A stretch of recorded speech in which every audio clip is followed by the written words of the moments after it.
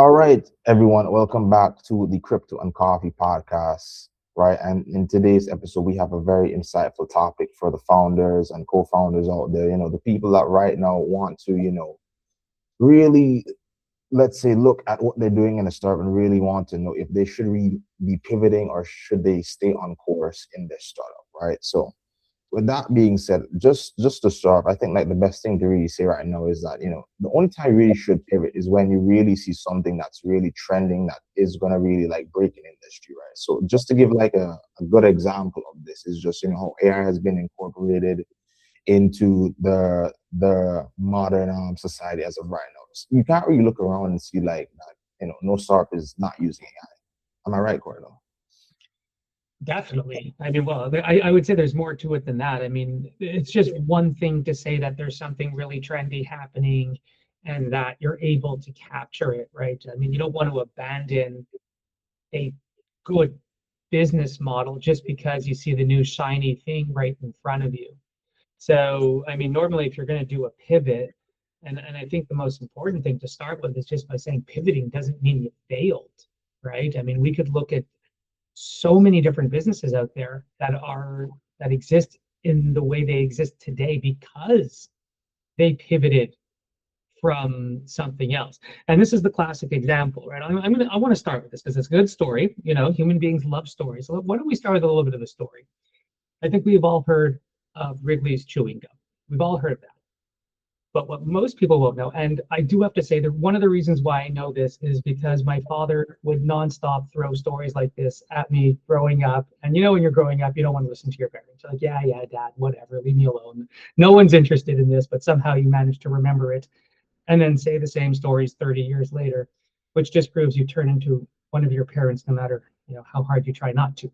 Anyways, so William Wrigley, he was junior actually. He started out in the late 1800s as a traveling salesman, going door to door, and he was trying to sell things like soap and baking powder. So every time he would try and sell soap, he used to give away the free baking powder with it just to get people to buy the soap. Turns out people like the baking powder more than the soap. So he started to just sell the baking powder. But to get people to try and buy his baking powder, he started giving out free packs of gum with it. People liked the gum more than they liked the baking powder. So he decided to exclusively only manufacture and sell the gum. And before you know it, you have what it is today, and also, of course, Wrigley Field in Chicago. So, I mean, that's a great example of somebody who pivoted twice just based on what he was seeing from the demand of his customers and what they were actually interested in. So it's not as if he failed. He just read the room properly and figured out what exactly your clients need. And I think most of the best examples of a pivot, businesses pivoting, Shopify is another great example. It's because they built something and they realized their actual business was nowhere near as good as what else they built that people were more interested in. And that's one of the key things I would say for a pivot. I wouldn't like to frame it as, oh, look at that new shiny thing out there. We need to do that. I mean, that to me sounds more like a recipe for disaster. But, So would you say like pivoting is more like adding on to your business per se, or just basically going on a different course? it's going on a different course. I mean, it could start off as adding on to the business, but normally, especially when you're starting out, simple is better. You don't want to focus on too many things and throw too many darts at once and just see what sticks. I mean, you lose direction that way, and it could get expensive. But it's more what I would say. It's like you've had an initial idea, you had an initial business model, and then usually something else that you did along the way proved to be more attractive to your customers, to your users. And then that's what forced the pivot. Of course, there's other examples of just a completely failed business model that just doesn't work. And then you just try and pivot into something else just to keep things going. But you obviously need to have the skill set, just the resources necessary to do the pivot. I mean, there's many reasons why you would do the pivot. I think isolating the reason why you're doing it is probably the first step. Okay, noted. So, David, I wanted to ask you a little bit about Symphony and how, you guys move from, let's say, a stablecoin blockchain or stablecoins itself to your AI wallet Aria, right? How did you basically, pivot to that, or basically went on that course? Just give the viewers a little bit of a insightful, I'd say observation or something like that. Well, the original goal was to build the chain and then build other businesses on top of it. So there were multiple businesses planned in the first place. With that, a lot of those, the underlying blockchain was meant to be a way to connect all of these different currencies that people are going to use for these different businesses. So with the case of a chain, with the case of the wallet, it's not really too big of a differentiator from that. It's not too big of a change. The wallet was a plan that was going to be put in place anyway, and this just shifted from the blockchain over to that. Now, in this case, because there are so many different stable coins, there are a couple of different ways that you can connect those, one being an exchange and another being the wallet itself. Because we have the router, because we have the AI, people can just go from one to another very, very easily. And this effectively connects all of these different currencies in the same way that we were trying to do with the chain, just at a higher level and with effectively more steps. So yeah, there's more activity on it. There's more interest. It does simplify things for other chains as well. So it is nice. But overall, it's a pivot in that we were going over to a different product. But it wasn't, in this case, a different plan. It was just another aspect of the larger plan that a lot of people didn't really know about. Okay, so let me ask both of you something, right? As business owners yourself, could you say, like, what are like three milestones, like, just for lack of a better term, three milestones as to when you should be pivoting your idea? Okay, so number one, I would say first off, it's just when something isn't working, just understanding that the existing business model, something you're doing is just not working. And one problem that we tend to have is what we call sunk costs, right? So the sunk cost fallacy, you're thinking, well, look, I just put all of this money into something and I don't want to just throw in the towel on it and just waste that money. But if it's not going to work, it's not going to work. And you've already spent that money. That money is gone. It is not coming back. It's what we call a sunk cost. So too often we have our behavioral biases that get us like anchored and stuck into something that we firmly believe, and we don't update that belief with new information as it comes in, even though we should be. And part of it is because you're worried about the money and how much you spent already, which is exactly what you can't think of because you've already pretty much spent it. So, is it hard for you at first to pivot? Is it because you spent the money, or is it your ego? And that's the next thing that can get in your way is your ego, just your stubbornness and things like that. So, you've got to be able to tell the difference between giving up too early or just going down with a sinking ship. So you have to really get a firm grasp of reality and see, is the business model working? And if not, well, then try the pivot and where are you going to pivot? Well, you're going to pivot to something that you're supposed to have resources and the skill to do it. So, the accidental success or the accidental pivots tend to be more frequent, where you have, like, a good example again is the Wrigley, or Shopify is another great example, right? Because I don't know how many people know that Shopify actually started, I think it started as like a snowboarding e-commerce site. And what they found was there was no good e-commerce platform out there. All the back ends were terrible. So I forget the founder's name, Tobias. I don't see. He created his own back end. And that proved to be what people were interested in. No one cared about the snowboards, but he had other businesses coming up saying, hey, how did you do this? And then he just started outsourcing it, which is almost what AWS was doing. So these kind of pivots are more frequent like that because you have something already.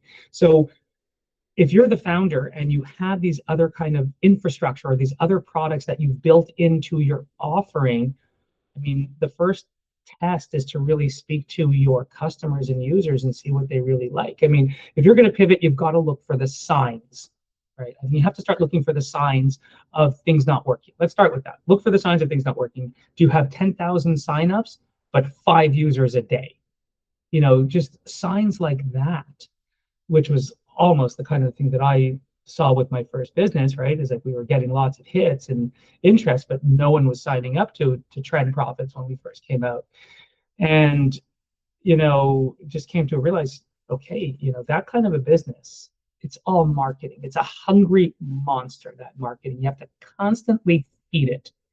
And through social media marketing, email marketing, it's like a bottomless pit of money just being spent on very small results. So when you start measuring these metrics and you start speaking to your users, you'll be able to really gauge the success. And if you're not seeing it, well, then you better start getting ready, time to pivot. And that's what I would say is the first step, is you've got to look for signs of stress in the business model, things that it's not working, and then analyzing all of the other things that you're doing and seeing if there's demand for the other products or the other services that you could offer. That would be step one. Okay. So Dave, what about you? What are some signs that you know you should start pivoting? In this case, I would prefer to have more experience where it went exceedingly well. That would be the best indicator that that yes, this is the correct information. It's the right track. This is what you should do. I don't really have that. Now, Y Combinator, I wouldn't recommend this, but this is what they do. A lot of different groups in Y Combinator, the way that they do it is they create a business under the most interesting thing at the time, the thing investors are investing in at the time. They create an idea, they mock it up, they throw it through Y Combinator, they get the investment, and then they pivot over to the thing they actually wanted to do. So yeah, it's not a great way of doing things, but that's a way of doing things that gets the investment, and a lot of those businesses work out. So that is a way of doing it. Is it the most moral way? No. Is it a way? Yes. Is there an indicator that that is a way that you can do it and that will work? Absolutely. So yeah, there's one point there. With another, in my case specifically, I was trying to solve a problem that people said couldn't be solved, and when I showed the solution, people said that the solution was too complicated. So yeah, that was a problem. They didn't like that about the business. They couldn't figure out how to solve the problem, but the solution that I came up with, they didn't like it because it was too complicated. They couldn't understand it. So when I come up with the next one, that is much simpler. It's much easier for them to wrap their minds around, and no one's asking me questions about that one. It's like, oh, so you go from this chain to that chain, this crypto to that crypto. Okay, great, I understand it. So it makes their lives easier, and they don't ask questions that they're not going to understand the answers for. So it works very well for me in that. With that, if you have a problem and there's this other thing that will solve that problem, I think that would make for an effective pivot on that, because yeah, you have a problem, solve it. So I'd probably lean towards that side. Oh, I completely agree. I completely agree. I mean, if you have that ability and you have the resources and the skills, and absolutely.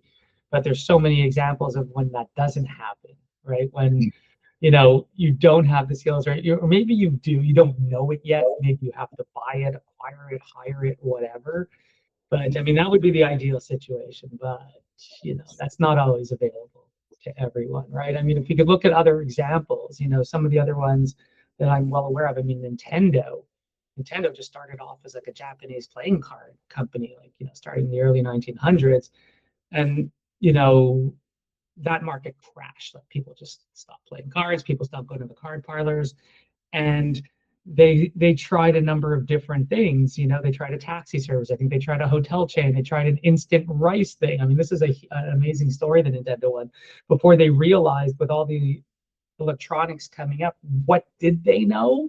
They understood toys. They understood the human psychology of entertainment, and they transfer that into chips, into building microchips, into eventually gaming systems. So they didn't really have that expertise right away, but what they did have was the knowledge of what people wanted in that space. So then you can just go out and try, and acquire that expertise. If you don't have it, you need money for that. You're definitely going to need some capital and some really good execution skills to make that happen. And then on the other hand, and this is, I think, let's say I'll use the example that Gio was talking about with AI. Okay, everyone's like, it's one thing also to have yourself under threat by new technologies coming out. It's another thing to go complete 180 pivot when you're a shoe company to start buying up infrastructure to make GPUs and offer GPU servers. And I did some research on that. There's a company, I don't know this company, Allbirds. Have you ever heard of this company called Allbirds? No? Okay. I've watched a couple of videos on them. There's this guy that does really good information, and he brought them up. The shoe company that pivoted over to AI because there's the AI hype, and then their stock price jumped like what, 3 to 5 times. Yeah, that's exactly it. That's pretty much it. So, I mean, in this case, okay, you have a shoe business, and they are selling the assets of the shoe business for close to $40 billion. $40 million. So it's not like nothing, right? I mean, fine in business terms, or even for public corporations, 40 million is nothing. But for for any founder saying your business is worth $40 million, I think you'd be very happy with that number and that realization. So they're still selling that for $40 million. And then they secured, I think it was 50 million to go into the GPU business. So, I mean, like, that's a crazy pivot. And like, that one just terrifies you. You got to applaud well, the right word is here without being, swearing or anything, but I would say the chutzpah, just the ability to do something like that, is pretty crazy. So, I mean, that's not a pivot that everyone should be doing. Mhm. And I wanted to just, I guess go a little bit on the psychological, I guess cost of it, right? So, most people always say that, something is always stupid or always looks stupid until it works, right? So what are your thoughts on, like, for some founders that have like the fear of like starting over, or I guess burnout when, comes to pivoting to like a new idea or just adding on to like their current idea, basically, Cordell, David? All right, Dave, you go first.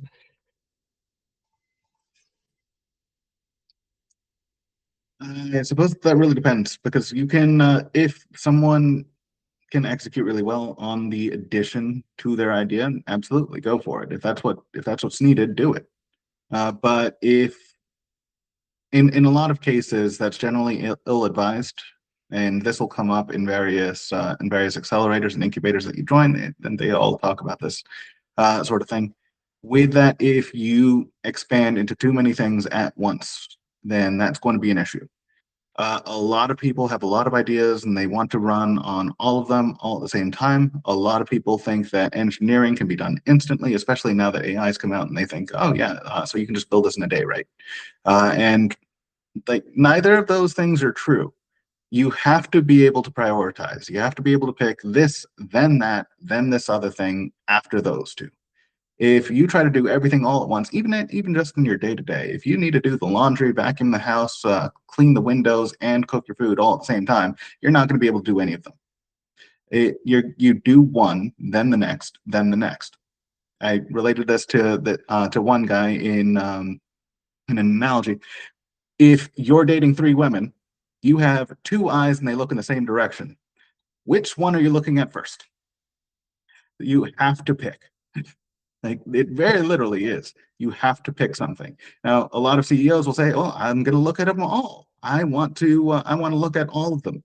I'm going to look at all of them at the same time." It's like, no, that's not possible.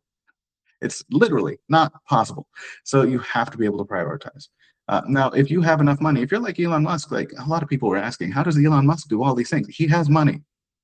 He pays people to do things. That's how he does it all. He's not going out and designing the Teslas, building the Teslas, designing the rockets, building the rockets, designing the AI, building the AI. He's not doing that. He's paying people to do these things. So if you've got money, you can split up the time. Absolutely. Go ahead. Go for it. If you don't, you have to prioritize. And not a lot of businesses have a lot of money. That's generally not a lot of money for a business. It's a lot of money for a person. So yeah, businesses have to prioritize even when they have millions. So yeah, it's probably not going to go as far as you think. It's probably not going to go as fast as you think. And you have to figure things out and then prioritize based off the information in most cases. For those ones who it'll work out for, absolutely go for it. Yeah. And I'm happy you brought up the psychology aspect of it, because it's a really important aspect. And I think too many people ignore mental health issues, especially as founders, given how hard you work and how much you're pouring into it in terms of, your personal energy, your passion and everything. So, one, that pivoting can make you feel like you're failing. Pivoting can, it's like you're going in front of your investors, your people, your team, and saying, hey, we worked on this for a while, we're wrong, we have to do something else. That's not a very easy thing to do, right? And you have to be able to talk to people, you have to be able to explain it and get people on board with why you need to pivot.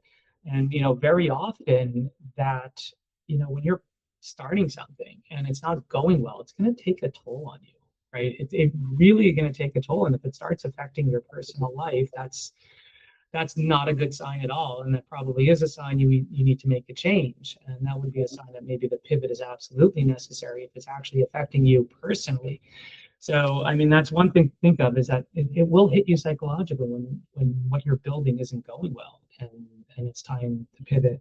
Yeah, I do agree with David. I don't understand why people think humans are. I love it when people tell me they're amazing at multitasking. It's BS. Okay, like humans cannot multitask. Our brain is not wired that way. We are wired to focus and do one thing at a time. So I hate it when people tell me, "Oh, I'm a good multitasker." That just means you're splitting your attention, and both jobs aren't going to get done well. That's all I hear when someone tells me they're going to multitask. People, oh, you're wrong. Like, oh, maybe, but I will never tell people that I'm a good multitasker. Right? If I'm sending a text message, that is the only thing I could focus on at that time. Don't tell me I can listen to a conversation and send a text message at the same time, because that's not true. I will be ignoring you while you talk to me. So I wanted to ask, we're just on the topic of, psychology of like pivoting, right? So what do you think about like, founders that are too early? Because I think that right there takes like a very big mental toll, especially like if you're way ahead of like your time. Like let's say for instance, like, crypto in like 2014 and like AI in like, I guess 2020, right? For like most of the startups, or like for most of the people that really saw like the trend before it was the trend itself, can you think that, well, what is like the mental state for that? Or better yet, like, can you survive being too early to pivot? I think it depends on the person, right? I mean, you really need to have vision and courage at that point. I mean, because you're seeing something that nobody else does, and then at the same time, you need the courage to stick with it when people are telling you you're crazy, when the business isn't working well. So if you're too early, the question then is, okay, when will it be correct, and can you survive until the time where you're going to have customers? I think Amazon is a great example of that, right? I don't know, what year were you guys born in? Like, how old are you guys? Were you guys around in 2000 for the dot-com bust? Nah, I Yeah. wasn't even born yet. I was like, I was born in 2001. So Dave, what year? How much do you remember of the dot-com bust? Uh, Not so much about that. I was focused on other things, but I was born in 1989, so like I was Okay. like middle school at that time. Okay. All right. So great. I'm old. That's all we just learned right now. So, not in 2000, I got my first job starting at a mutual fund company on the phones as a customer service representative. As I was doing my CFA exams and hopefully moving towards where I want to be as an analyst and a portfolio manager. So, back then, I can tell you, just what it was like to throw a dart in the stock market and make an insane amount of money, which is what it was. You could have invested in a lot of these dot-com businesses or biotech, and it was ridiculous. I mean, my first foray was based on a stock tip from a professor at McGill University. I was talking about a microchip that you can throw DNA samples on, and DNA sticks to itself, And I was like, oh my God, this is incredible. That's brilliant. Like every drug company on the planet is every researcher is going to need this thing. So I bought shares of the company at $20, hit 300 and something, sold it all, made an insane amount of money. I won't tell you what I put the money in after and how that company did, because that is really not important. Clearly it didn't do well. But, Amazon at the time, selling books online, and I would even walk around telling people, no, I love going into bookstores. I like picking the book up off the shelf and reading it and seeing what and touching it. Nowadays, like, first one, find a bookstore. And I still actually do enjoy going in there, but they don't have enough books for me to actually generate ideas and find the books that I want. But the point is, like Bezos had to stick with this, right? People saying this is going to fail. It's not going to work. And he's piling money into something that people aren't really using. And now look where it is today. It's not even just an online marketplace. It is an advertising behemoth. It is essentially an advertising company. So when you want to talk about having vision and courage to stick with something, I mean, Amazon is like the classic example of this, because there were years upon years, probably a decade, between the dot-com crash and maybe getting closer to the great financial crisis, where this company did nothing. It's just building and building and building, and now look where it is today. It's like, Amazon, AWS. So it's not easy. I mean, I don't think history has that many people with vision and courage to make it that long during a prolonged, most people do not have the mental fortitude I know I certainly don't, right? I definitely don't. So, I mean, that's the example that I would say, like, vision, time. I mean, you could be looking at a decade. Look at Tesla. Look how long it took for Tesla to finally succeed and gain this kind of acceptance. I mean, you need people like that. How many of us are really like that? True. Completely agree, David. No, most aren't. Most people are not like that at all. Most people will give up extremely easily. Most people won't make the attempt in the first place. So the ones that do, yeah, most of them won't continue on for that long. You have plenty of people who will lock onto a new startup, latch onto it, work with it, help it out. Most of those people are going to drop out at some point, and most of those times, those people are going to drop out before it's successful. The ones who do stay in, the ones who do stick around, if the business is successful, great for them. In the case of Amazon, that's an example where he did stick it out for a good while. I would prefer an example where the guy wasn't so well off when he started, but none really come to mind. That's the problem. Yeah. Interesting. I have to think about that. Yeah. No, I would say that the one advice, for our listeners out there that are thinking about starting something or becoming a founder, right? Like the most important asset that you're going to have, number one, is your passion, without a doubt. Okay, like if you're not passionate about it, it's going to be very hard to succeed. You're going to need to eat, breathe, and craft this stuff 12 to 14 hours a day, if not longer, 7 days a week, until something actually happens with it. So you need to love it. The other thing that I would say, is that you have to speak to customers and users immediately. Like, you cannot do anything without getting that kind of intelligence first. And you got to be careful how you do this. You can't just go up to somebody and say, hey, I'm thinking of doing this. What do you think? They're all going to say, yeah, that sounds amazing, mostly because they don't want to hurt your feelings, right? You can't, and you can't just go out there and frame it and say, this is what I'm doing. What do you think? So ultimately, the way, and this is the way I would advise people all the time now to gather intelligence, is, don't tell people what you're working on. Focus on the problem that they have and what are they trying to do today to solve it. So again, classic textbook stuff here.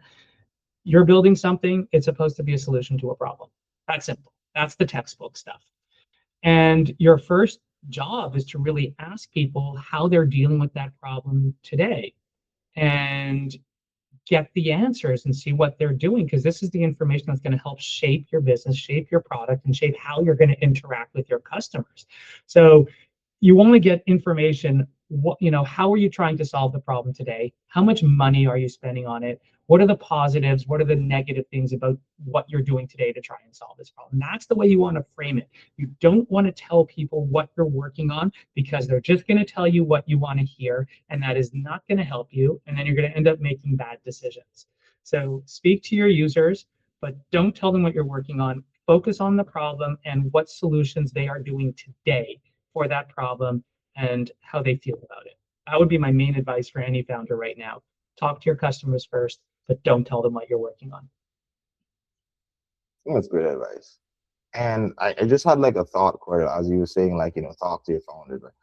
Like, is there like a difference between like your startup evolving and a startup pivoting? Because like for me, like I know I was thinking just now, and it's kind of like not necessarily the same thing, but there's a difference. There's somewhat of a very small difference there. What are your thoughts? I would say it has to do with the degree of the evolution or the degree of the change, right? So for example, when I started Trend Profits with two partners, well, actually the first idea was to start a financial software company. So having come from that industry, I realized what a huge problem it was, where most financial advisors and portfolio managers are using 4 or 5 different systems, and each one to accomplish a different task.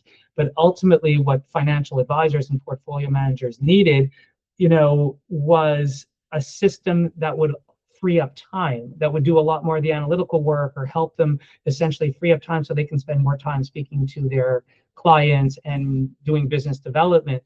So at first I really wanted to start a software company, but when I was investigating it, we were building it up, it just, then I came up with these investment strategies that I was working on. I realized how good my investment strategies were. I said, well, I might as well just try and sell this. So I pivoted. That's a pivot, because I was trying to be a software company and then instead try to sell investment solutions. So it's like almost like a completely different business model. It's a completely different product, terrible business model in the end, like I was explaining about the marketing and being that hungry monster that you're constantly going to have to feed. So that to me was the pivot. But once I started that company with the investment strategies, then it just sort of evolved into doing what I'm doing today, which is much more consulting, working with companies, building investment strategies, whether it's cryptocurrencies or traditional ones, whatever, building AI solutions. It just sort of evolved from the first thing that I was working on, and my skills kept getting better and better at everything, and meeting more people and networking, and then realizing what people really needed. That was just really the evolution. So I would I would say I did one pivot and then some massive evolution, and then just keep finding different companies and different product lines where that need, AI right now. And I can build, like investor relations is a great example of another area I'm investigating right now, that they don't have a lot of good knowledge about what portfolio managers are doing with AI, and they need to adapt so that they make sure that their messages are getting out to the portfolio managers like that. So now there's a big difference. I would say the degree of the change matters, and if it's just a natural progression to where you are versus like a sudden break in something completely different. Okay. David, what about you? What's the difference between, pivoting and, your start really evolving into something more? I think that it would be if you change not necessarily the product, but if you change the direction. So if you're working on printers and then you go to printer ink, I'm not so sure that that's a pivot. If you start at printers and then go over to computers, sure. So I don't think that it relies so much on the on just changing, but changing direction, which is why I wouldn't really classify what I did as a pivot. Because in this case, yeah, we're still doing roughly the same thing. Where the goal is the same, try to connect everything. Yet we had to change the product a little bit. People weren't ready for the one; they're ready for the other.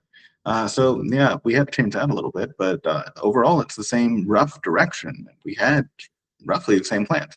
We didn't look at things and then say, hey, you know what? Why don't we do this other thing instead? That seems like it'll be a better direction. And I think that would be kind of necessary for it to be called a pivot.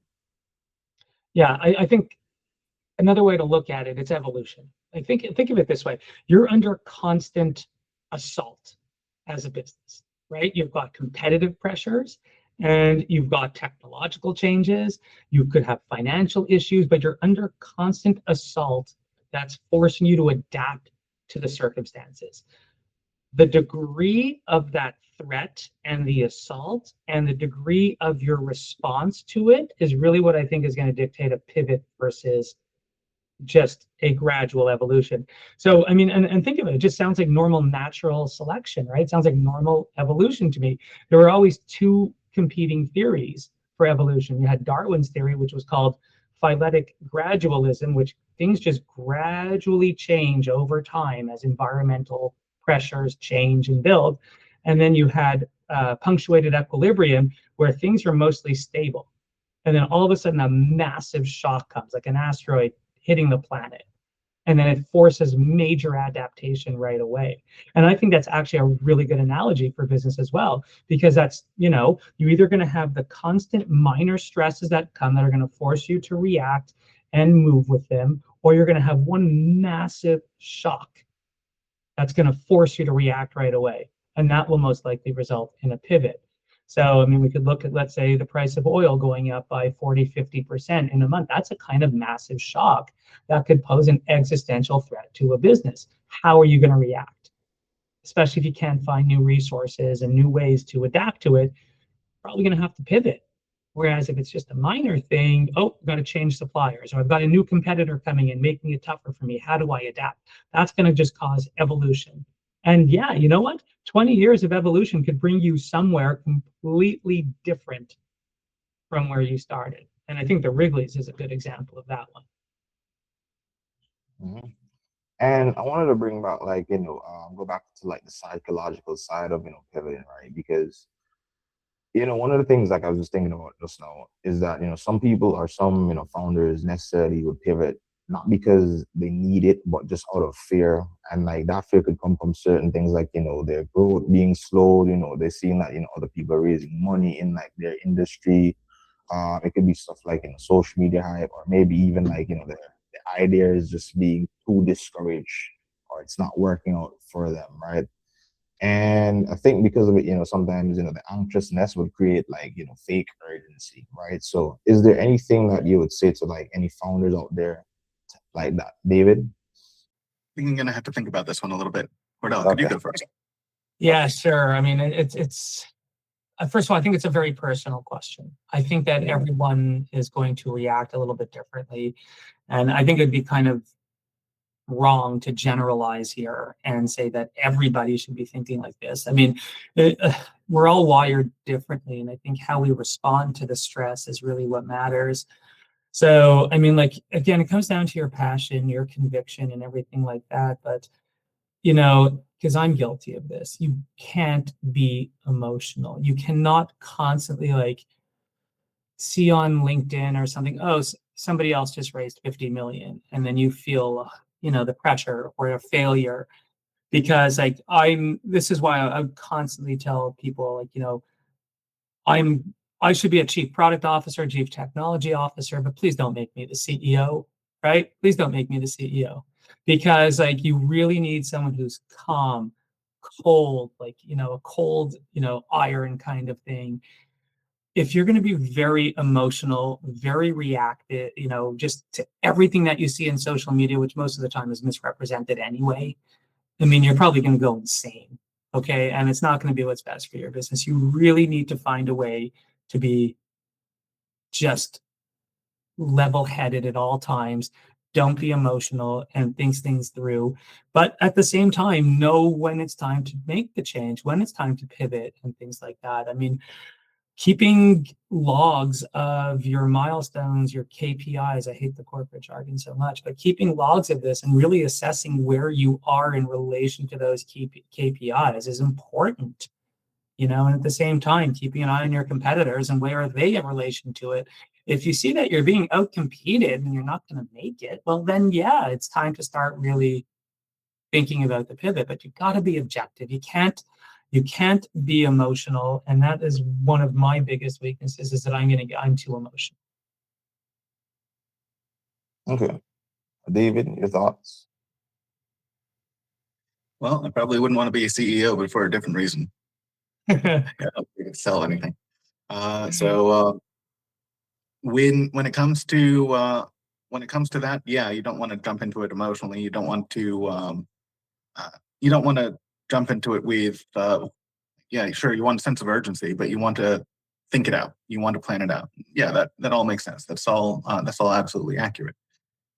With that, gathering the information, gathering the numbers, both on your business and then also the wider market, any new trends, things like that. Absolutely, I do think that's a good plan. And anytime I try anything, I always try to gather as much information as possible before I make a decision on it. So, yeah, I think all of that is very, very accurate. And yeah, you don't want someone to think, oh no, the business is failing. We need to change and do something else, anything else. A level of panic is not going to make the best decisions in most cases. So yeah, I definitely think that's all accurate. Okay. Okay, fair enough. And just to end off, the episode, I wanted to really ask, right? What do you think it really takes for a founder to just really, well, just one last piece of advice from both of you guys, right? What is the one takeaway everyone should go from this episode? What is one takeaway that they should take into going up to when it comes to pivoting, evolving, something like that? One Keep key track. takeaway. Yeah, keep track of the successes and keep track of the failures and be objective about them. That's and do it. Be objective. Don't be emotional about it. But that's one thing is you got to actually really score the wins and then score the losses and then use that to help make good decisions. And I'll just, and I'll even put it to you, I'll even like to do it with a little bit of an example, right? Just to help frame it a little bit. I mean, this podcast is called Crypto and Coffee. We've spent 99.99% of our time speaking about crypto and, crypto related or investments. We've never once spoken about coffee. Now, imagine once we decided to spend 10 minutes talking about our favorite coffee brands, where we get coffee and everything like that. And then we see that our listens and our likes skyrocketed. We got 1 million viral things because of our discussion on coffee. How would we react? Would we change the nature of our podcast? Would we just now become the coffee podcast and abandon the whole crypto aspect? Because our users are clearly trying to tell us something. So, I mean, this is the kind of thing that you need to pay attention to, and that what's going to help dictate the pivot. Speak to your users. You've got to find out what's working, what isn't objectively, and then decide if what is working is worth the pivot. Well, my favorite coffee is E from Colombia. It comes in a metal can, and it's very smooth. Now, we're not sponsored, but we can be.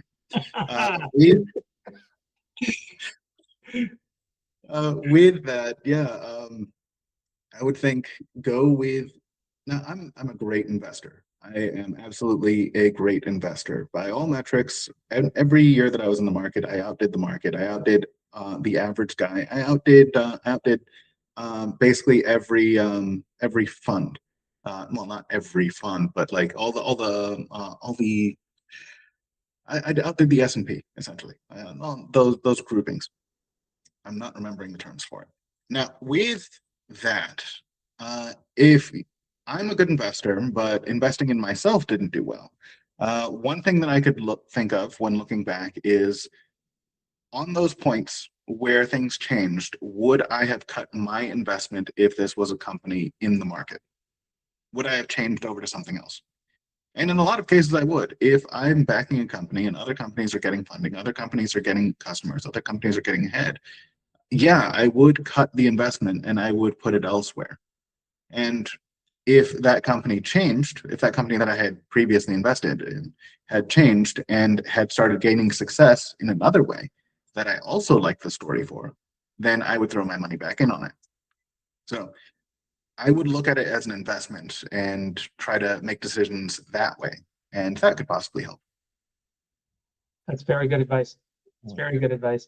I mean, I think the one other thing I want to add is, and it's important for everyone, I don't care if you're a founder or not, stay humble, okay? Hubris and ego is a killer, all right? And just remember, you put on your pants one leg at a time, just like everybody else. So the second you start thinking that you are so amazing and that nothing could knock you off your throne, that's when normally it's going to happen. Okay, the business world and the market, especially the market, when you start getting cocky, that's when you get kicked so hard. All right, so humility is something, it's a great trait. And I it's one of my pet peeves is seeing the egos, and I can't stand it. So just watch out for the ego. You got to stay humble, listen to people around you, and know when to make decisions. That's but easier said than done. And I will add, I have never had a cup of coffee in my life. I am not a coffee drinker. I've had 3 sips, and it was enough for me to know that it's not for me. I could easily drink 2 to 3 liters of tea a day, but I just can't do coffee. I just can't do it. I completely agree with you, Cordell. I'm not a coffee person. The taste is absolute garbage, in my But opinion. they must have coffee where, like, they must make coffee, like good coffee where you live, right? It's No? all right. I've tried it once when I was younger, and then it was just like, yeah, this isn't for me. I'd rather just have like some tea and sugar, and yeah, that's my kind of thing. But you also have English family, don't you? Yeah. Well, yeah, so well, then it makes sense. So do I. I've got some English. My grandmother's side was English, so I still have the tea genes left over from that. The last thing maybe we'll say is, look, we got someone wearing a Metallica shirt. I've got my fish hat on. Gio, you're gonna have to start like supporting your favorite bands at some point during these podcasts, all right? And you might have to do a pivot of Battle of the Bands at some point. We go from heavy metal, Metallica, to jam band Fish, to I don't know what your favorite kind of music is, Gio, but we're gonna have to find a way to pivot to that and maybe, I don't know, tokenize our musical interest somehow. Yeah. So as we end off this episode, right? We basically touched upon, when is it best for a founder to pivot or when to stay on course, right? So as we end off, I would like the founders out there to really sit down with yourself or sit down with your team, right? And really think, should you optimize vision or should you optimize for survival in your current company? So with that being said, I'm gonna end off the episode, this new episode of the Crypto and Coffee Podcast, and see you guys in the next 2 weeks. Thank you very much, everyone. See you soon. All right. Thank you.